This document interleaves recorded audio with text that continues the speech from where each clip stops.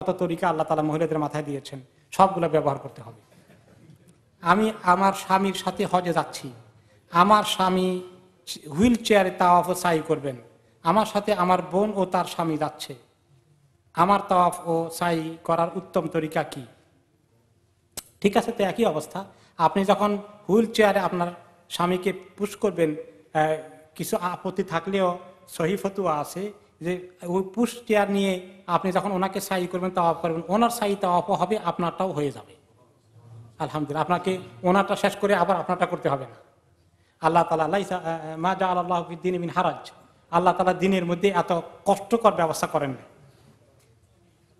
ওকে, আমার আম্মা স্ট্রোকের রোগী, কিছু সুস্থ হয়, আমি মা বাবা দুইজনকে উমরায় পাঠিয়েছি। আমার মনে হয় মা হজের জন্য স্বাস্থ্যগত উপযোগী নয়, এমন অবস্থা উমরা করায় মায়ের জন্য হজ কি ফরজ হবে? একটা ভুল ধারণা যে উমরা করলে হজ ফরজ হয়ে যায়, একটা মিথ্যা কথা, ডাহা মিথ্যা কথা। যদি হজ ফরজ হয়, উমরা না করলেও ফরজ হয়ে বসে আছে। আর ফরজ না হলে 3 বার উমরা করলেও ফরজ হবে না। কাজে উমরা আলাদা মাসালা, হজের আলাদা মাসালা। যাদের সাথে যাচ্ছি তারা কোরবানি করবে আমার, আর আমি যদি মনে করি তারা করে না, তাহলে আমি কি আরেকটা কোরবানি করতে পারবো? তারা, আপনি বিশ্বস্ত লোকের সঙ্গে যান, আপনার সঙ্গে যারা সঙ্গী সাথী আছে, যারা দিনদার, যারা যাবে, তাদেরকে কনফার্ম হতে ভালো করে চেক করে দেখবো আমার কোরবানিটা হলো কিনা। এরপরে যদি আপনি আরেকটা করতে চান, নফল কোরবানি হবে, অসুবিধা নেই। হজে কোরবানি করলে আমার জন্য দেশে কোরবানি জরুরি কিনা, এটা কেউ কেউ বলছেন ওয়াজিবটা করাই লাগবে, তবে না করলে চলবে, এটাও আলহামদুলিল্লাহ আমল করতে পারেন। আমার মা মারা গেছেন 1996-এ, আমার ভাই মায়ের বদলি হজ করেছেন, এখন আমি কি আবার ওনার বদলি হজ করতে পারবো? চাইলে করতে পারেন, তবে যেহেতু একবার হয়ে গেছে, আপনি নিজের হজ করেন আর মার জন্য বেশি বেশি করে দোয়া করেন। আয়েশা মসজিদে থেকে উমরা আনা কি জরুরি? যদি মক্কা থেকে কেউ সেকেন্ড উমরা করতে চান, তাহলে মক্কা আলাইদের জন্য যে হুকুম, আপনার জন্য সেই হুকুম, আপনাকে মসজিদে আয়েশা বা তানঈমে গিয়ে উমরার জন্য ইহরাম করে আসতে হবে। এটা হারামের বাইরে যেতে হয়। হারামের বাইরে সবচেয়ে কাছে হলো তানঈম। যদি আপনি উমরা করতে চান, আর বেশি বেশি উমরা করা যে ঠিক না, এটা তো বলছি। যদি ওয়াজিব উমরা থাকে বা বেশি দিন থাকেন, মা বাবার জন্য একটা করতে চান, তাহলে মসজিদে আয়েশা থেকে আপনাকে ইহরাম করে আসতে হবে। কিন্তু হজের জন্য মসজিদে আয়েশা যাওয়া লাগবে না, হজের জন্য হোটেল থেকেই ইহরাম করবে, শুধু উমরার জন্য মসজিদে আয়েশায় যেতে হবে। আপনি বললেন সুন্নত তরিকা 10ই জিলকদ প্রথম পাথর মারার পর কোরবানি করা, মাথা মুন্ডন পরে তাওয়াফ। আমার প্রশ্ন, এই তাওয়াফে ইহরাম ও সাই লাগবে কি? হ্যাঁ, তাওয়াফে জিয়ারাত যেটা 10 তারিখে লাগে, এইখানে যারা তামাত্ম করবেন তাদের মাস্ট, এবং কেরানওয়ালাদেরও লাগবে তাওয়াফ এবং সাই, যদি আগে সাই না করে থাকেন অ্যাডভান্স। ইফরাদওয়ালা আগে সাই করে থাকলে এখন আর সাই লাগবে না, কিন্তু তাওয়াফ সবার লাগবে।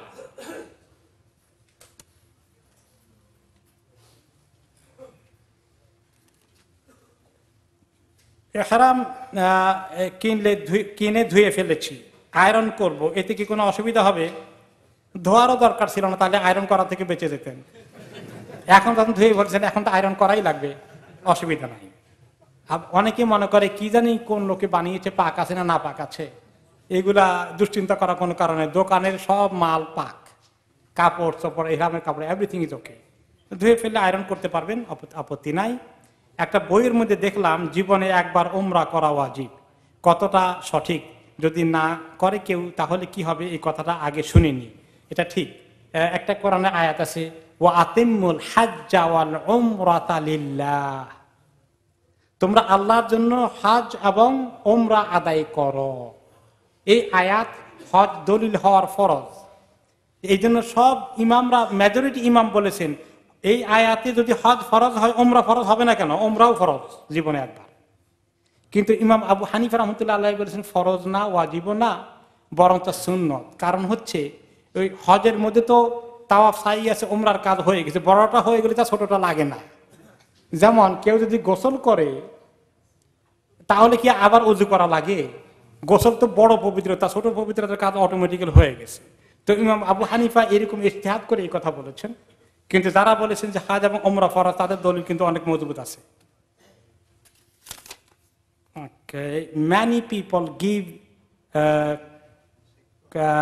কোরবানি মানি টু মুআল্লিম ফর কোরবানি, ইজ ইট ওকে?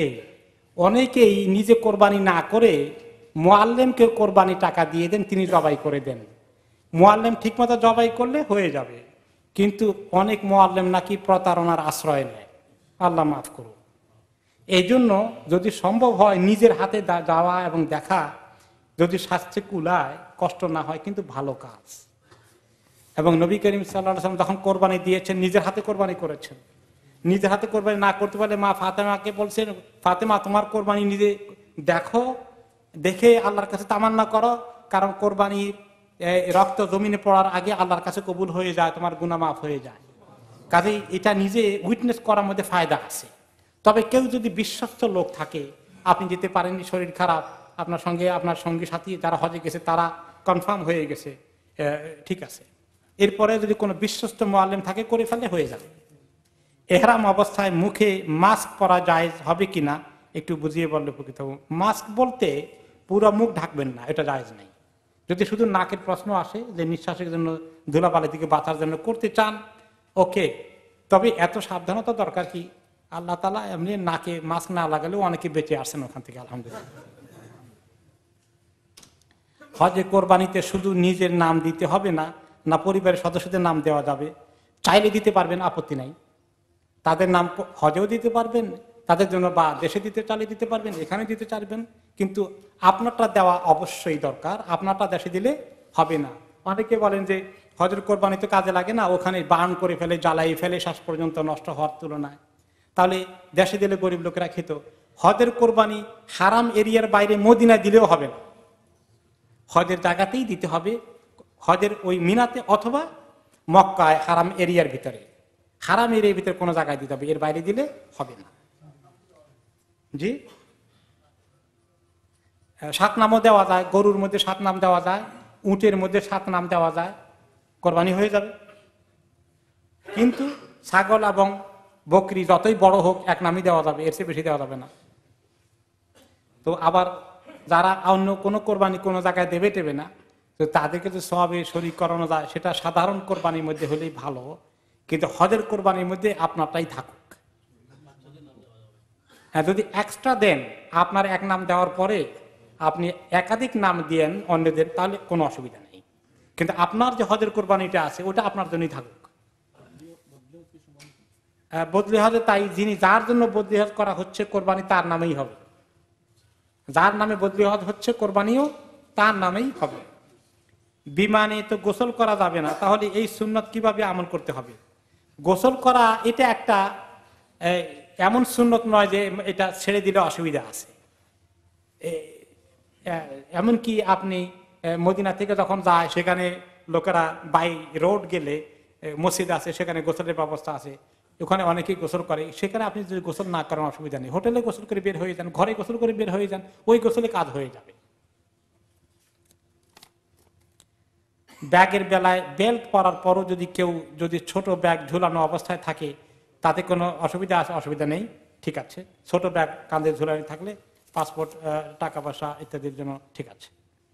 স্যান্ডেল সম্বন্ধে ভালোভাবে বুঝিয়ে বলুন দয়া করে, কারণ হাদিসে লেখা হলো যে পায়ের উপর ভাগ খোলা থাকবে। উপর ভাগ বলতে পায়ের যে ফুট, পায়ের পাতার উপরে যে উঁচু অংশটা আছে, উঁচু হাড্ডিটা, এইটা শুধু কাভার যেন না হয়, এইটা খোলা থাকলেই হয়ে গেল, বাস।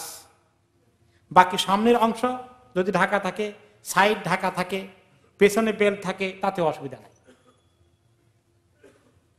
যদি কোনো মহিলার মাসিক হলে হয়ে গেল মিনা বা আরাফাতে অথবা মুজদালিফায়, তখন তো সে কিছুই করতে পারবে না, এদিকে সে দেশে ফেরার সময় হয়ে গেল, এমত অবস্থায় এই মহিলা কি করবে? এগুলো বলা হয়েছে। মহিলা মিনা, মুজদালিফা, আরাফাতে সকল জায়গায় সমানে দোয়া আল্লাহর কাছে, তার হজের আমল হচ্ছে দোয়া, এবং তিনি মনোযোগ দিয়ে দোয়া করবেন, মনের মধ্যে এই দুর্বলতা জায়গা দিবেন না যে আমার তো মাসিক, আমার দোয়া কি কবুল হবে, আমার তো শরীর পাক না, এই চিন্তাই করবেন না, একদম ইখলাসের সাথে দোয়া করে যাবেন।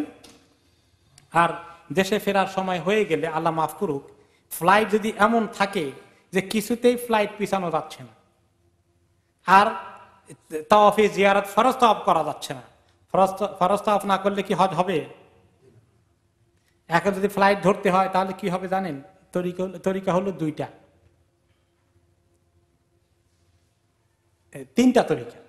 একটা হলো সবচেয়ে যেটা সহজ, যে আপনি সেখানে ফ্লাইটকে যে কোনো মূল্যে ক্যান্সেল করবেন, এবং এর জন্য যদি আপনাকে টাকা গচ্চা দিতে হয় দেবেন। আপনার হজ বেশি না টাকা বেশি? হজ।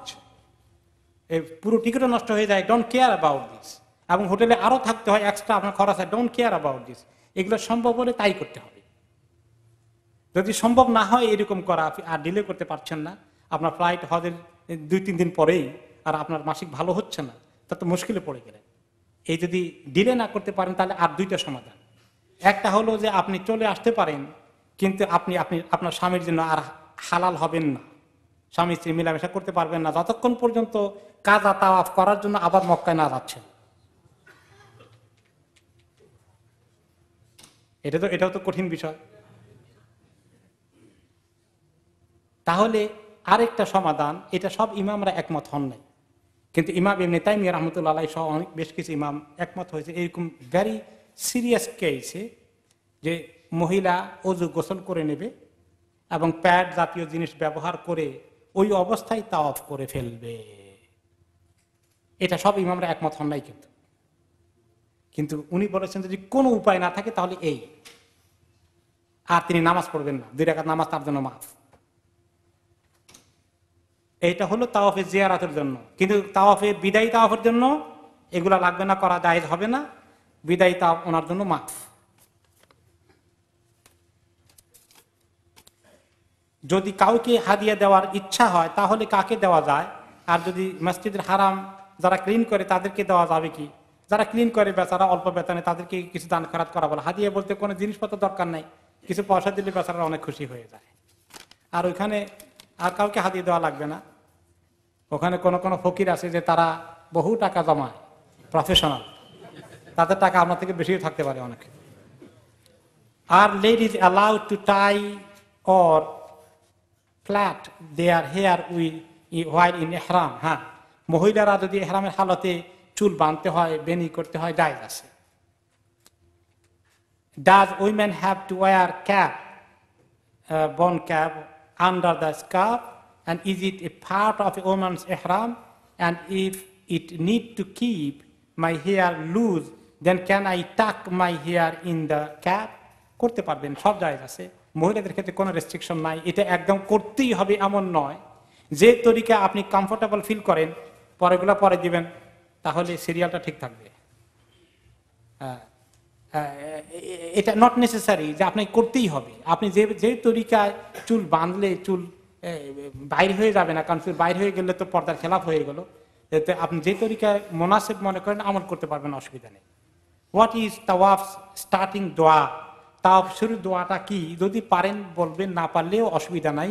আল্লাহুম্মা ঈমানান বিকা ওয়া তাসদীকান বিকিতাবিকা ওয়া ওয়াফাআন বিআহদিকা ওয়া ইত্তিবাআন লিসুন্নতি নবিয়িকা মুহাম্মাদিন সাল্লাল্লাহু আলাইহি ওয়াসাল্লাম। বাংলা তরজমা হচ্ছে যে আল্লাহ আপনার প্রতি ঈমান দিয়ে শুরু করলাম, আপনার কিতাবকে বিশ্বাস করলাম, আপনার সঙ্গে যে ওয়াদা আছে, আপনি যে হজ করতে বলেছেন সেটা পূরণ করতে এসেছি, আর আপনার নবীর সুন্নতকে অনুসরণ করে আল্লাহ তাওয়াফ শুরু করে দিলাম। তাওয়াফে জিয়ারাত এবং বিদায়ী, হ্যাঁ কয় মিনিট বাকি আছে? 10 মিনিট বাকি আছে, ইনশাআল্লাহ এই প্রশ্ন শেষ করে দেব। তাওয়াফে জিয়ারাত এবং বিদায়ী তাওয়াফের মধ্যে পার্থক্য কি? এই দুই তাওয়াফে ইজতিবা এবং রামল করতে হবে কিনা? তাওয়াফে জিয়ারাতের মধ্যে যদি আপনার গায়ে ইহরাম থাকে তাহলে আপনাকে, গায়ে এহরাম থাকলে তখন রামল এবং ইস্তেবা করতে হবে। আর যদি এহরাম খুলে তাওয়াফ করতে আসেন তাহলে রামল আর ইস্তেবা লাগবে না। আর যে একটি বইতে পড়েছি, মক্কায় পৌঁছে প্রথমবারের তাওয়াফ ছাড়া অন্য কোনো তাওয়াফে ইস্তেবা এবং রামল করার নিয়ম নেই। এটাই সহিহ মতামত অবশ্য। যে আবার কোন কোন মতে বলছে যে তাওয়াফের পরে সাই আছে সেই তাওয়াফে রামল এবং ইস্তেবা আছে। আর কোন কোন আলেমের ফতোয়া হচ্ছে অনলি প্রথম তাওয়াফেই ইস্তেবা এবং রমল আছে। আমরা যেহেতু 3 সপ্তাহের জন্য হজের সফরে যাব, এই পুরো সময় ফরজ নামাজ কসর পড়তে হবে কিনা, যেহেতু সময়টা 15 দিনের ঊর্ধ্বে, মক্কা মদিনা ভাগ করলে যদি 15 দিনের ঊর্ধ্বে পাওয়া যায় তাহলে তো আপনি মুকিম, একলা নামাজ পড়লে কসর করবেন, আর জামাতে পড়লে সবাই মিলেই ইমামের সঙ্গে 4 রাকাত কমপ্লিট করবে। সুন্নত গুলা আপনার খুশি, সুন্নতে কসর নাই, সুন্নত পড়লে পুরো পড়বেন, আর না পড়লে গুনাহ হবে না। 11 এবং 12 তারিখে তৃতীয় জামারাতে ঢিল মারার পর দোয়া করা যাবে কিনা? না, তৃতীয় জামারাতের পরে দোয়া করবেন না, ওখান থেকে সঙ্গে সঙ্গে বেরিয়ে যাবেন। ফজরের নামাজ কসর পড়তে হলে ফজরের সুন্নত পড়তে হবে না, ফজর নামাজে কসর নাই, আর ফজর নামাজের সুন্নত আছে।